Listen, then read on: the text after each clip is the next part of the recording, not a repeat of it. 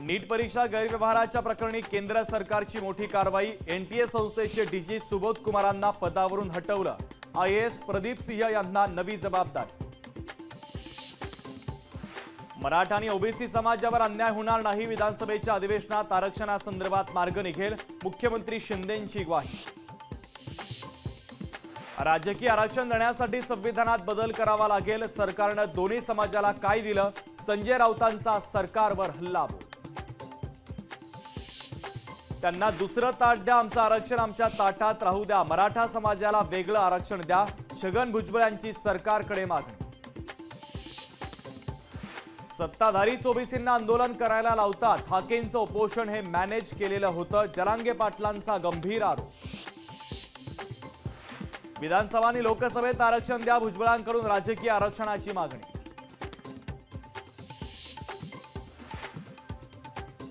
भुजबळांचं ऐकून वाटोळं करून घेऊ नका। भुजबळ दोन समाजामध्ये तेढ निर्माण करण्याचं काम करतात। मनोज जरांगे पाटलांचा छगन भुजबळ यांच्यावर हल्लाबोल।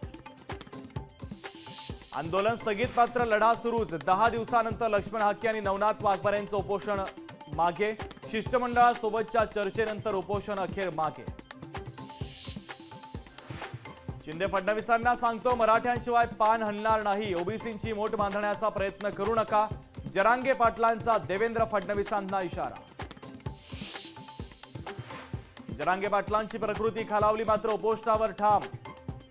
डॉक्टरांकडून जरांगेंची तपासणी सुरू। गडचिरोलीतून माओवाद हद्दपार करणार उपमुख्यमंत्री देवेंद्र फडणवीसांचा निर्धार। 1724 उच्च शिक्षित तरुण पोलीस भरतीत। बीटेक, एमबीए, शिक्षक, इंजिनियर, वकील देखील पोलीस भरतीसाठी मैदानात। शेतकऱ्यांना आत्महत्या करायला लावण्याचा प्रयत्न शासन करतंय। वर्ध्यात निकृष्ट बियाणं देऊन शेतकऱ्यांची थट्टा केली जाते। अरविंद सावंतांचा गंभीर आरोप। बीडचं पार्सल म्हणून मला हिणवलं, तरीही जनतेसाठी माळशिरस तालुक्यामध्येच राहणार। माळशिरस विधानसभेसाठी आमदार सातपुते यांनी ठोकला शड्डू। छगन भुजबळांची मंत्रिमंडळातून अकालपट्टी करा। पंढरपूरमध्ये मराठा क्रांती मोर्चाची मागणी।